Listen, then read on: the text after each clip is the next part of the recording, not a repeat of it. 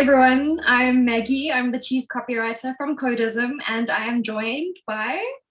Hi, my name is Julia, and I'm an account manager here at Codism.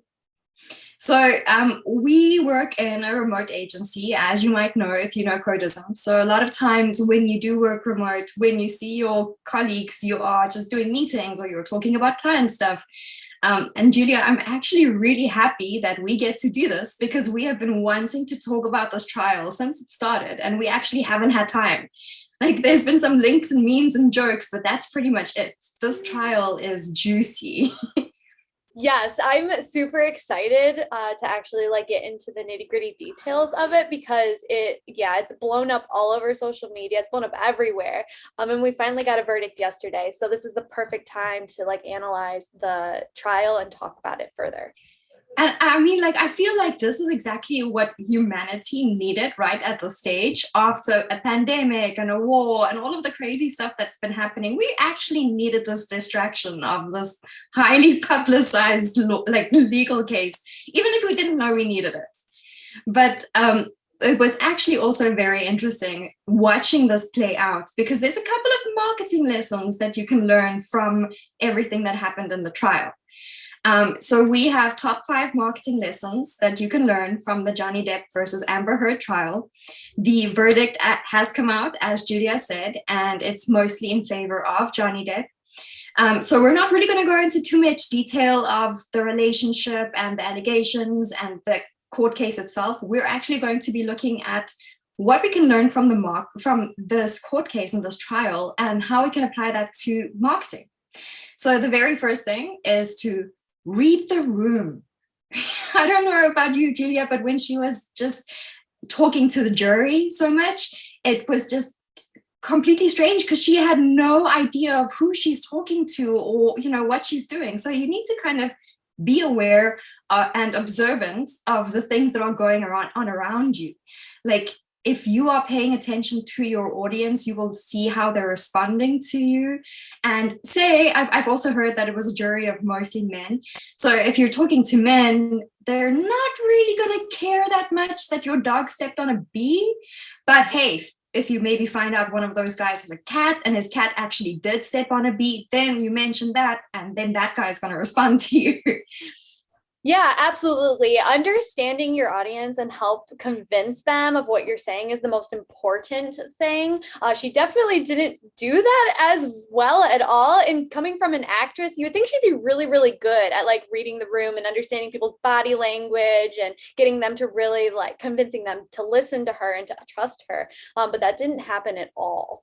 And there were also 2 different strategies from both sides. Johnny went in with sincerity, or that's what we saw, and he gave straight answers. He didn't try to explain things. He didn't try to play it up. Whereas Amber, on the other hand, did put up this show. That's definitely something that if you are observant, then you can understand the people you're talking to, and you can better understand the markets in which you're operating. And that also helps you to identify marketing opportunities. And I don't know if you've seen it, but there is merch now.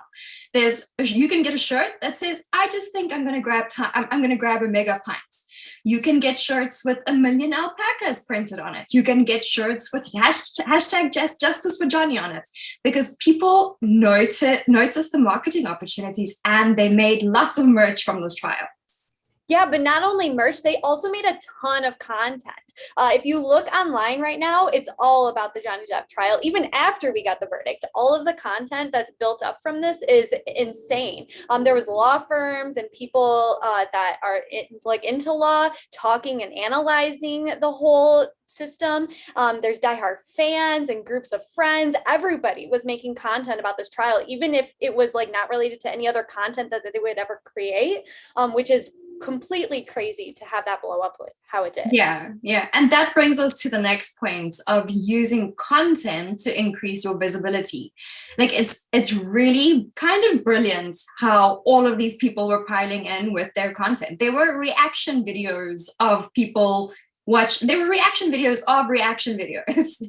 And I went into one live chat at a stage, and there were 3 million people live watching this play out. And it wasn't even a news site on YouTube. It was just a random person's video that they had. And that comes down to the simple fact that the more content you produce online, the more visible you are to people. And we see this with people like Gary Vaynerchuk. He publishes content on his page every 3 to 6 hours on social media, and he has built a massive audience as a result. So if you are posting the right kind of content at the right kind of time, you can dramatically boost your visibility.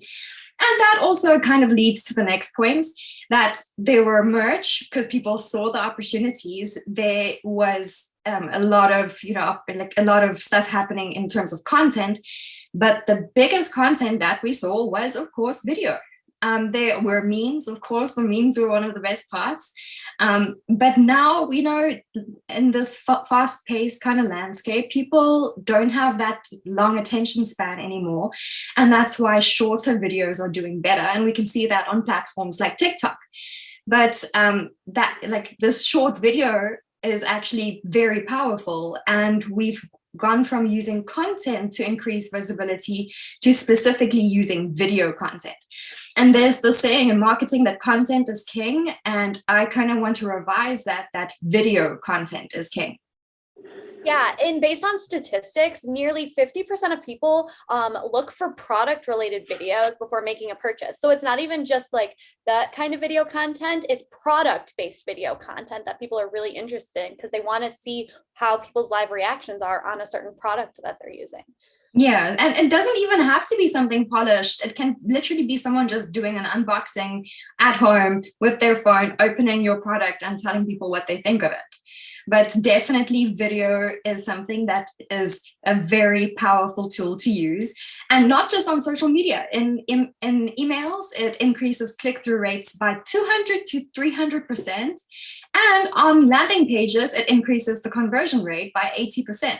So video really comes down to a powerful way to generate and convert those leads. So definitely something that we take from the trial is to use more video content. And then another thing was to use hashtags. So I know we get this quite a lot where a client wants to use their brand name as a hashtag. And that's great. Everyone wants to build their brand into something like Coca-Cola or Apple, where the brand is a name on its own. But at the same time, you need to be clever with how you use hashtags. They can bring people together for a common cause. They can unite people around the brand's name. They can increase brand awareness if you're using the right hashtag and if that hashtag is compelling enough. Yeah, absolutely. So for example, the hashtag Like a Girl campaign blew up. I love that campaign. Yes, it was so good. And the video was shared virally on social media. And they used this hashtag to get their brand's name out there. And it was repeatedly seen and resonated with women everywhere. Yeah, and people still talk about the hashtag Like a Girl campaign because it was so memorable. So it was a catchy hashtag that went around, and they didn't hashtag always. They didn't hashtag periods or like tampons or anything like that. They just had this very clever hashtag Like a Girl. So we can also see that with the trial, where a catchy hashtag is a great strategy to be seen and heard by the right people, like hashtag for Johnny Depp or hashtag Amber Turd. That was also a little bit more of a classic one that I loved seeing going around. And I especially loved when they actually said this in court. Yes, it was hilarious. But that's also like using the right hashtag can get your content seen. And if you can see that opportunity of, oh, there's something going on now, let me use that hashtag in my content, you can also increase your visibility online. And I think basically it just all comes down to trust at the end of the day. And I think that's our last kind of marketing lesson, that we know consumers lean on trust as a leading factor when deciding whether they're going to do business with a company. They want to know, is this company able to deliver on their promises of whatever product that they're providing? And if Amber versus Johnny were brands selling something, people would not want to buy from Amber because she has positioned herself as a brand that cannot really be trusted.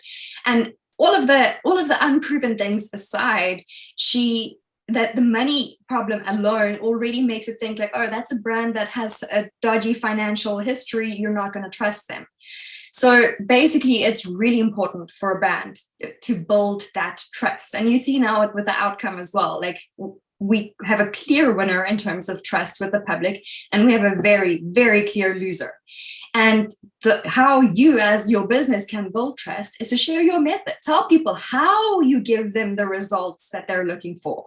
To provide social proof. Show them that this problem that they have, that you say you'll help them for, you've helped other people with as well. And you can do that by sharing more case studies or testimonials or your review rating or before and afters. So that's the last of the Amber Heard and Johnny Depp trial.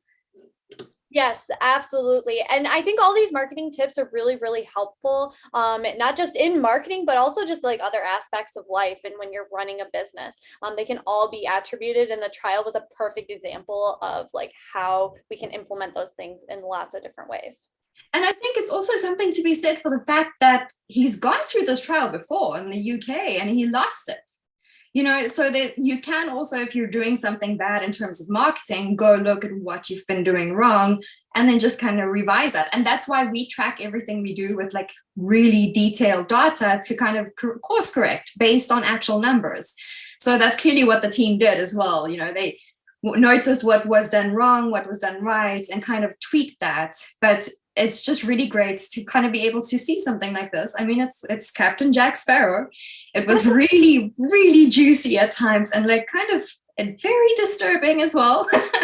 Yeah, extremely disturbing. I'm certainly happy I didn't have experiences with that kind of person, but at the same time, also you don't want experiences with a brand like that either. Right, 100%, especially not in today's market, because if you have an experience like that, it's just going to get blown up on social media. Your name's going to get blasted everywhere that someone did not have a good experience with you. Yeah. So there we go. That is our 5 marketing lessons to learn from the Johnny Depp and Amber Heard trial. That would be to read the room, be observant of the opportunities around you, to use content to increase visibility, to use video content when you do that, to use the right hashtags at the right time, and also to build trust with your consumer base. Was there anything else that you wanted to add to this? No, I think everything was perfect. You did a great job, Maggie.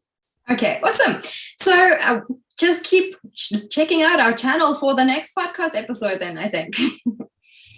Okay, bye. Bye.